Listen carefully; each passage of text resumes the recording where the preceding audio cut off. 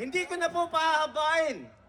Nasabi na nila lahat ng problema ng bansa, hindi na natin kailangang ulit-ulitin pa. Kahit maliliit na bata, nakakaranas ng hirap. Kaya ako nandito, isa lang ang iniisip ko. Ang pambayad sa Meralco! Nag-times 2! Dagdag pa ng maraming bat! Kinaltasan na sahod! May bat pa sa lahat ng bilihin! Hanggang mamatay ka, darating ang oras! Lahat ng galaw mo, may bat! Salamat! Ako ay hindi po ako isang kapatid, pero mahal ko po ang ating mga kapatid. Kung wala po kayo, walang mag-guide, walang magsisimula, walang magtataguyod ng katotohanan. Hindi natin makakamit ang ating ninanais.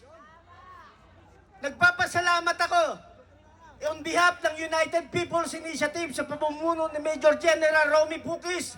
Maraming salamat po sa inyong lahat. Ang panawagan ko, iglesia lang ba ang gustong mabago ang bansang ito?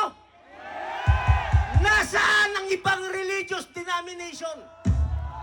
Kakampi ba sila nung mga evil na kalaban ng taong bayan?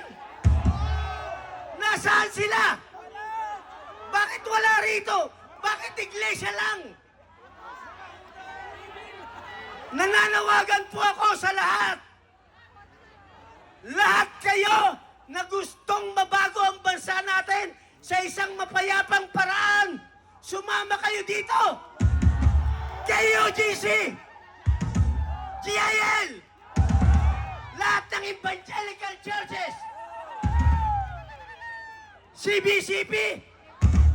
Question mark! Bakit kayo natatawa? Bakit kayo natatawa? Dahil mas disiplinado ang mga kapatid natin. Mas may paninindigan ang mga kapatid natin. Darating ang panahon, ang pinakamalaking denomination ng isang religious community ay ang INC.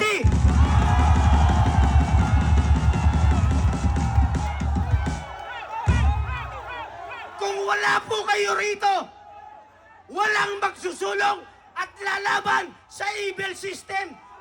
Lahat bumibiktima sa atin. Huling salita ko po, panawagan sa ating mga kapatid na kapulisan. Hindi po natin sila kalaban. Nag-oobserba ako rito. Ateis po sila sa inyo, ateis. Sabay kumakain ng fishball, sabay natutulog dyan, sabay kumakain. Ateis sila. Dahil alam nila, pag ang kumilos ang iglesia, mapayapa.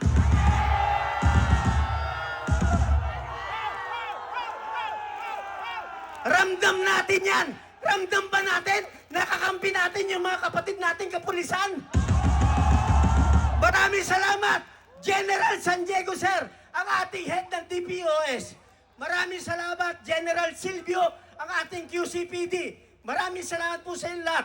Huling panawagan ko kay General Romeo Browner. Ang sabi niya, hindi kami bulag, hindi kami pipi, hindi kami bingi.